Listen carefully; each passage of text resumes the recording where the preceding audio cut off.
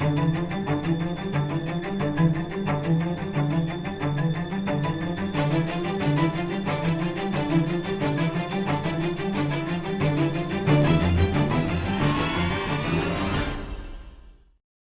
WhatsApp, Assalamualaikum warahmatullahi wabarakatuh. Kembali lagi ke channel saya. Welcome to back my channel. Nah, saya perkenalkan, nama saya Muhammad Ilham Yufti, pemateri yang kedua dari kelompok 5. Melanjutkan pemateri yang sebelumnya, itu Mbak Fania. Sebelum berlanjut ke video penjelasannya, jangan lupa nanti di follow IG di bawah ini ya. Nanti saya akan mempresentasikan tentang filsafat abad pertengahan, khususnya untuk masa skolastik, dan videonya nanti simak penjelasannya di sini. Sebelum lanjut ke masa skolastik, perlu diketahui definisi dari masa skolastik ini sendiri. Skolastik itu diambil dari kata school, dari bahasa Inggris yang artinya sekolah. Nah, kalau dalam bahasa Jerman, Schüler itu artinya ajaran. Jadi pada saat itu, masa itu banyak muncul sekolah maupun pengetahuan yang berkembang dengan pesat. Bahkan kebudayaan pun juga berkembang dengan pesat. Pada saat itu, masa abad pertengahan, filsafat abad pertengahan, masa skolastik itu mempunyai corak-corak yang khusus.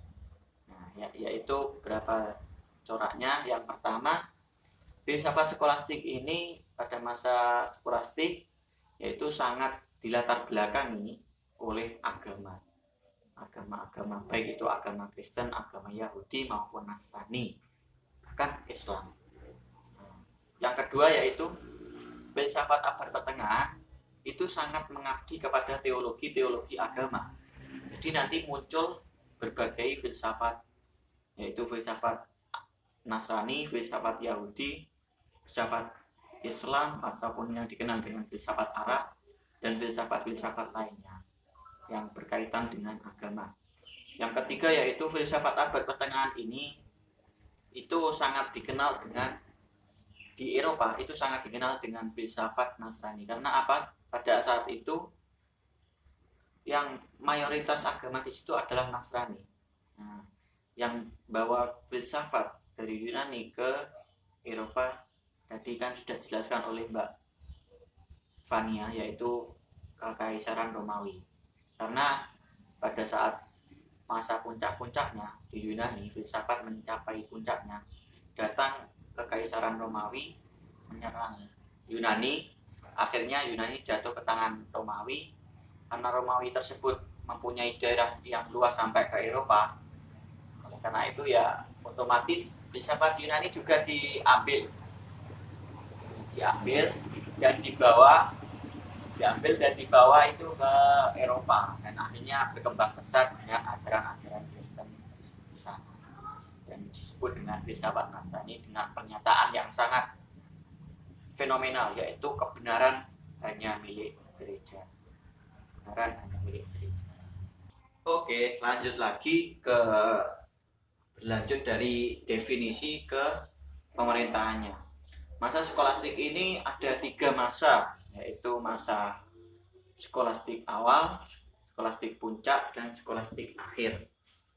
Kemudian kenapa kok disebut dengan masa skolastik awal? Itu berawal dari Kekaisaran Romawi yang ada di Eropa pada abad 5 sampai ke 8 ini mulai ada kemerosotan.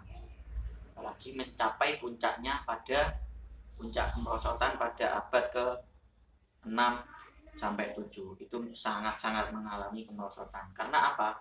Karena pada saat itu Kekaisaran Romawi itu banyak yang menyerang, banyak serangan dari luar. Akhirnya ya kacau balau dan mencapai puncaknya pada 6 sampai 7. Yang dampaknya nanti peradaban yang dibangun berabad-abad lamanya itu akhirnya juga ikut runtuh.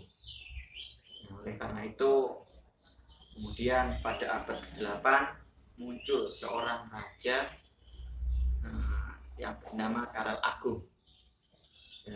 Dia itu mulai mengembangkan dengan kecerdikannya.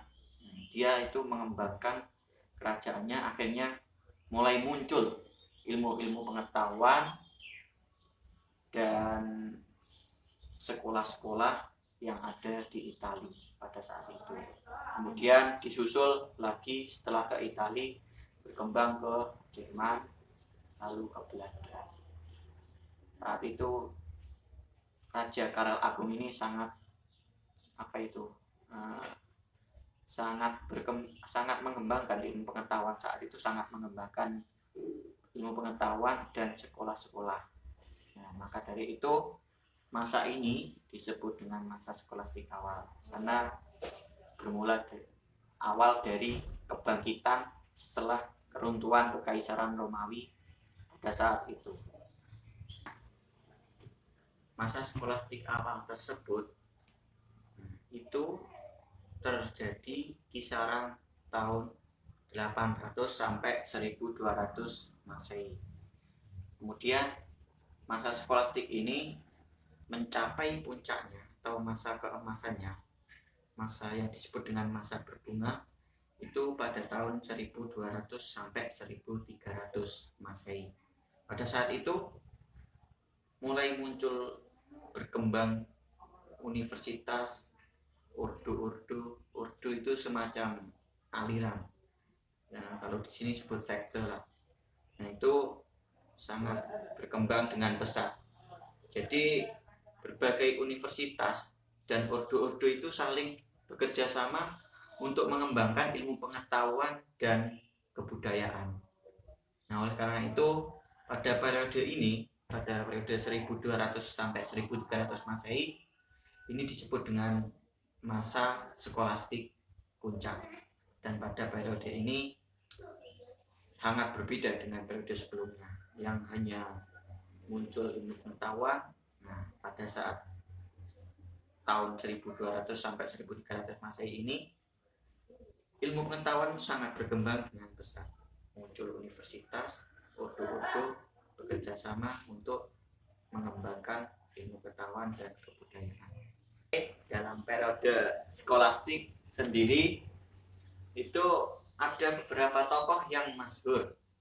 Contoh, ada John Salisbury, ada Peter Abelardus, ada Thomas Aquinas, ada juga Albertus Magnus, dan lain-lain. Dan itu pun yang hanya tercatat dalam sejarah hanya sebagian. Yang pertama yaitu Peter Abelardus, itu dilahirkan di Le Palais, Prancis. Dia sejak kecil itu memiliki kepribadian yang sangat keras karena didikan dari orang tuanya yang keras. Akhirnya dia juga memiliki pandangan dan pikiran yang sangat tajam. Dia dewasa sering berdebat, sering adu argumen dengan para filsuf ataupun ahli-ahli pikir maupun pendeta-pendeta gereja. Dia sangat dia itu mengunggulkan akal. Nah, dia itu lulusan dari sarjana sastra dan rasionalistik. Artinya di sini dia itu sangat mengedepankan akal. Peranan akal itu dapat menunjukkan kekuatan iman. Bahkan akal itu di luar kekuatan iman. Akhirnya dia itu mengeluarkan sebuah pernyataan, yaitu bahwa akal itu adalah hal yang berdiri sendiri ataupun independen. Yang kedua setelah Peter Abelardus, yaitu tokoh yang sangat terkenal juga karena pada saat itu kan dikenal dengan filsafat abad kebudayaan, filsafat abad pertengahan yang sangat religius. Ini ada seorang tokoh yang sangat religius juga yang bernama Albertus Magnus. Nah, Albertus Magnus ini Ia itu dilahirkan di Belanda dengan nama kecil Albert von Bolstad. Nah, sejak kecil yaitu dia dididik di bawah keagamaan orang tuanya, khususnya Kristen. Nah, pada saat dewasa dia pun mendapat gelar yang sangat terkenal pada saat itu, yaitu Doktor Universalis di sebuah universitas ternama, dan mendapatkan gelar lagi yaitu Doktor Magnus. Akhirnya dia pun dikenal dengan Albertus Magnus. Nah, pada saat itu dia itu juga sering mengadakan dialog agama. Dan dia belajar filsafat. Akhirnya dihubungkan dengan agama dan masuk Ordo Dominikan pada tahun 1223 Masehi. Ordo Dominikan, sebuah sekte yang ada di Eropa. Akhirnya dia terus belajar mendalami sektenya itu, ordonya. Nah, akhirnya dia juga dengan gelarnya tadi Doktor Universalis dan Magnus, dia menjadi seorang dosen di Universitas Koln, mengajar filsafat dan agama. Selain kedua di atas, selain Thomas Aquinas dan selain Peter Abelardus dan Albertus Magnus, itu ada seorang tokoh yang sangat populer pada periode itu. Bahkan dia itu dijuluki sebagai tokoh skolastik, yang bernama Thomas Aquinas. Thomas Aquinas ini lahir di Secca Roccasecca, provinsi Napoli, negara Italia. Ia dilahirkan dengan nama kecil Santo Thomas Aquinas. Santo Thomas Aquinas yang berarti Thomas yang suci dari Aquinas. Ya, dia pun sejak kecil sudah belajar agama, belajar filsafat. Dia juga sempat belajar ke Albertus Magnus, menjadi muridnya dalam bidang filsafat. Akhirnya dengan didikannya sejak kecil, dia pun mendirikan sebuah aliran di gereja Katolik dan dinyatakan sebagai pendiri ataupun pencetus filsafat di gereja Katolik. Dia juga pernah menjadi dosen agama, dosen filsafat di gereja itu, dan menjadi penasihat agama maupun penasihat paus, tokoh orang gereja. Kemudian Thomas Aquinas ini sangat populer pada zaman itu karena pernyataannya. Dia pernah mengeluarkan sebuah statementnya, yaitu semua kebenaran itu asalnya dari Tuhan, berasal dari Tuhan. Maupun meskipun iman terhadap Tuhan itu berada di luar pikiran. Karena itu dia itu sangat terkenal dengan pernyataannya tadi, statementnya tadi, dan akhirnya dia pun dikenal dengan tokoh populer pada zaman skolastik. Nah, sekian penjelasan dari saya. Nanti bisa dilanjut oleh materi berikutnya. Saya Muhammad Ilham Yudi mengucapkan terima kasih banyak atas perhatiannya, dan mohon maaf atas salah tutur kata maupun salah sikap saya, mohon dimaafkan. Dan nanti jangan lupa untuk di-subscribe maupun di like ya, di-subscribe, like, dan komen di bawah ini ya, nanti bisa di komen. Terima kasih. Sekian dari saya. Wassalamualaikum warahmatullahi wabarakatuh.